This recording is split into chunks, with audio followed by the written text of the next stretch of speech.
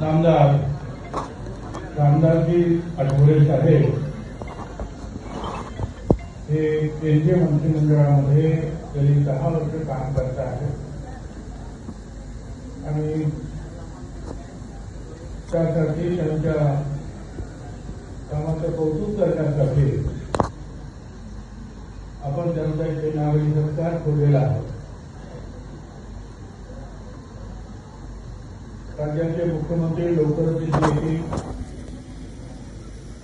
उपमुख्यमंत्री एकनाथराव शिंदे यांचं सुद्धा भाषण आपण ऐकलं.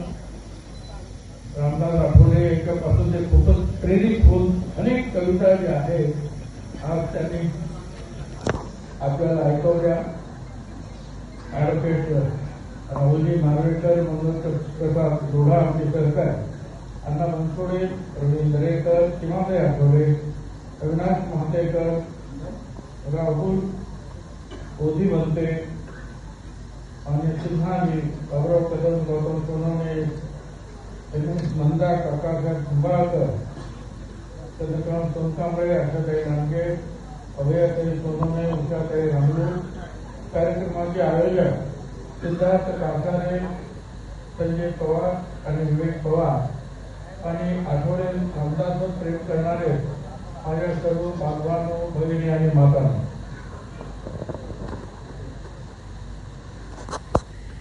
दहा वर्ष केंद्रीय मंत्रिमंडळात सतत राहणं ही सोपी गोष्ट नाही. आणि या 10 वर्षामध्ये रामदास आठवलेंच्या विरुद्ध कोणी आंदोलन केलं असंही नाही. सगळ्यांना रामदास आठवले पाहिजे. आपल्या सगळ्या गरिबांचे नेते आहेत आठवले, म्हणून त्यांना राज्यसभेत पाठवले. राज्यसभेत पाठवले म्हणून मोदी साहेबांनी त्यांना मंत्रिमंडळात बसवले. कधी कधी असं वाटतं काय करा. मला 2 माणसांची आहेत मी त्या युट्यूबवर पण पाहत असतो. एक रामदासजी आठवले आणि दुसरे लालू प्रसाद यादव. मन प्रसन्न होतं. जे बोलायचं ते बोलतातच, पण ते अशी शैलीत बोलतात. तुम्ही सगळे हसतात पण त्यातलं काय सार घ्यायचं ते सुद्धा ते सार ते घेतात. हा सोहळा माझ्यासाठी आज विशेष आहे, कारण उद्या भारतीय स्वातंत्र्य दिन आहे. आज आपला दशकपूर्ती सोहळा आहे आणि तिसरं म्हणजे आजच मोदी साहेबांनी आणि त्यांच्या सरकारने म्हणजे आपण सगळ्यांनी एक गॅझेट काढलेलं आहे. त्याच्यामध्ये जात गणनेचा उल्लेख करण्यात आलेला आहे. गेली अनेक वर्ष आम्ही याची मागणी करतो आहोत की जात गणना करा, जात गणना करा. शेवटी आज हे गॅझेट निघालं आणि त्याच्यामध्ये ज्या अनेक गोष्टी आहेत त्या 10 नंबरवर जात, अनुसूचित जाती, अनुसूचित जनजाती आणि जाती. मागच्या ह्याच्यामध्ये जाती नव्हत्या. या वेळेला जे आहे त्यांनी जाती टाकलेली आहेत. म्हणजे त्यांनी मोदी साहेबांनी ही मागणी सुद्धा आपली मान्य केलेली आहे.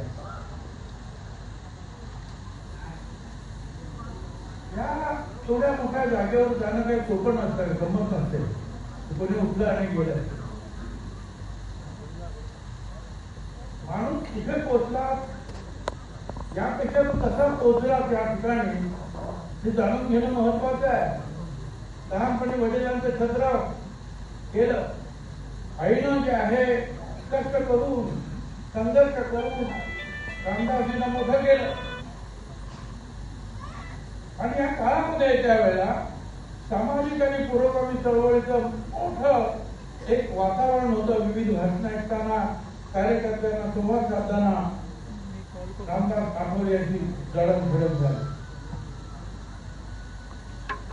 1972 मध्ये दलित पॅन्थरची स्थापना झाल्यानंतर त्यांनी या चळवळीमध्ये स्वतःला झोकून दिलं. दलित पॅन्थरच्या माध्यमातून त्यांनी महाराष्ट्राचा अक्षरशः कानाकोपरा पालथा घातला. कुठेही जिथे मिळेल तिथे भाकरी तुकडा खायचा.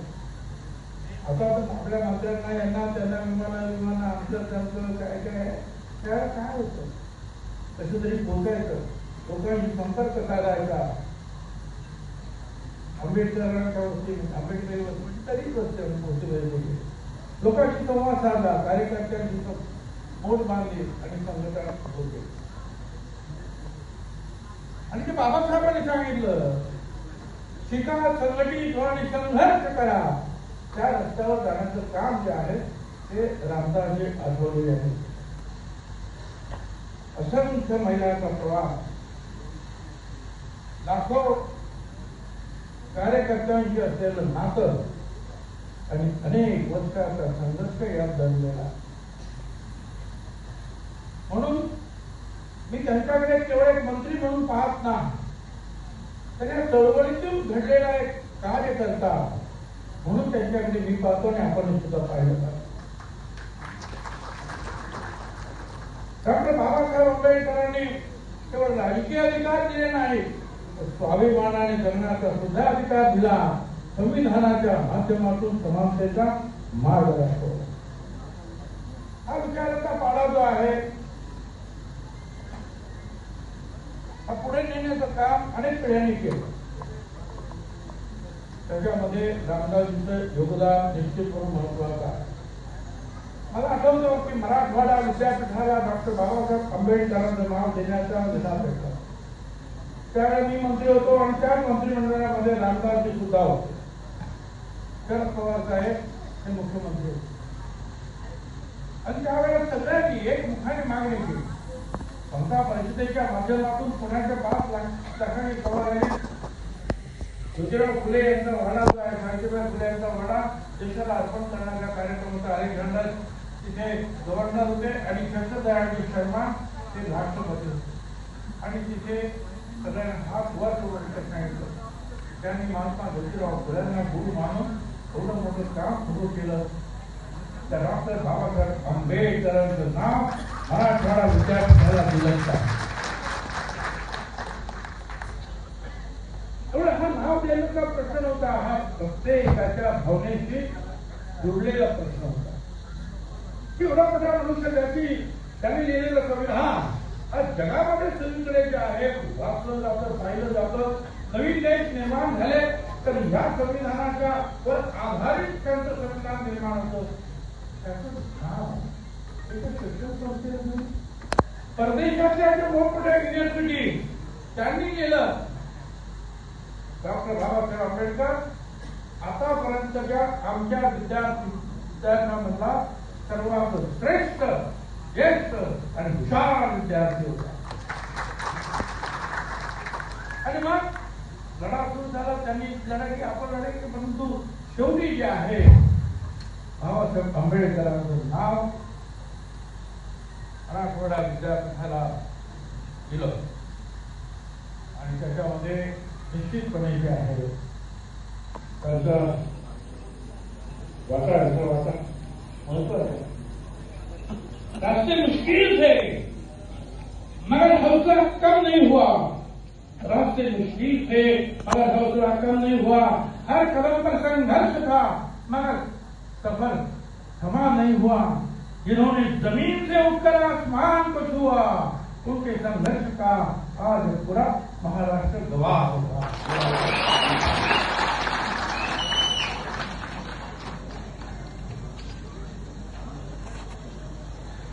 आठवडे साहेबांचा राजकीय प्रवास अगदी सकाळी सांगितलं, आमच्या अध्यक्षांनी सुद्धा सांगितलं।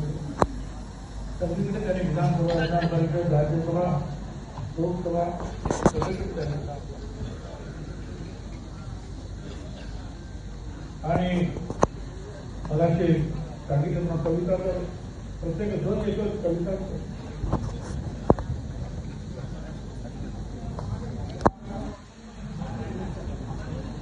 महाराष्ट्र राज्याचे मुख्यमंत्री यांचे सभागृहामध्ये भाषण केलेलं आहे। त्यानंतर ही मोठी मंडळी आर्थिक स्वागत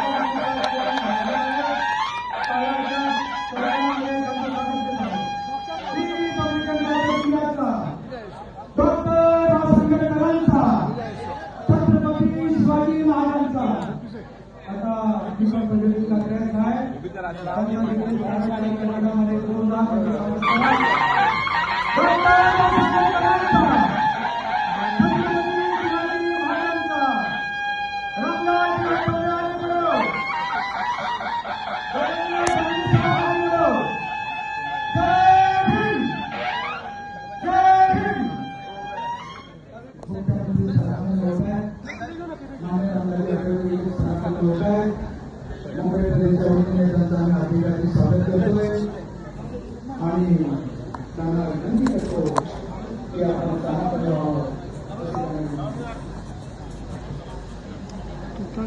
डॉक्टर बाबासाहेब आंबेडकरांच्या मुलांना सदैव सपोर्ट करणारे सहकार्य करणारे असे देवेंद्र पंडित आहेत.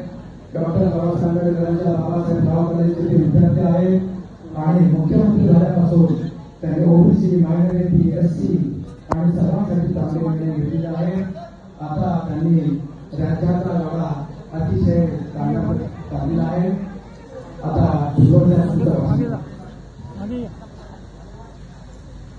आपल्या सगळ्यांच्या वतीनं राज्याचे लाडके मुख्यमंत्री फडणवीस साहेब यांचं मी सुद्धा स्वागत करतो. जसे रामदासजी आठवडे पायाला भेंडी बांधल्यागत सगळ्या फिरत असतात तसे आमचे मुख्यमंत्री सुद्धा सकाळी कुठे संध्याकाळी कुठे दुपारी कुठे एका शहरामध्ये ते कधीच एकाग्र सापडणार नाही. व 2-4 शहरामध्ये राज्यात कुठेतरी ते असतील सतत काम चालू असतं. त्यामुळे आज हे दोन्ही व्यक्तिमत्व आपल्या समोर आहेत. रामदासजी यांची एक वेगळी शैली आहे बोलण्याची. त्यातून जे काही सांगायचं ते नेमकं सांगायचं, पण लोकांना आनंद वाटेल अशा शब्दात सांगायचं. संसद में आवाज भी है, अंदाज भी है. संसद में आवाज भी है, अंदाज भी है. शेर व शायरी में उनका अपना राज भी है. दिल में समाज के लिए दर्द और जुबान पर बात है. रामदास आठवले साहब, आपकी यही तो खास बात है.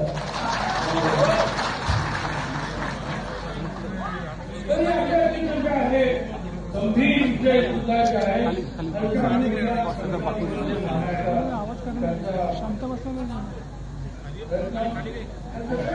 ऐकत असतात.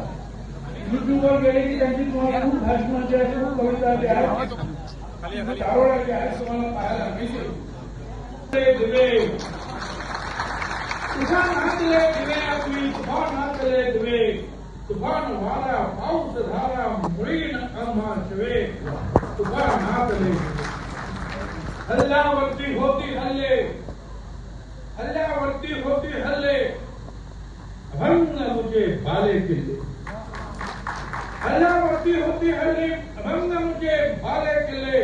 असाच ताठर माझा आमचा दराखाली नवे. तुफान हातले दिवे आम्ही तुफान हातले दिवे. जय हिंद.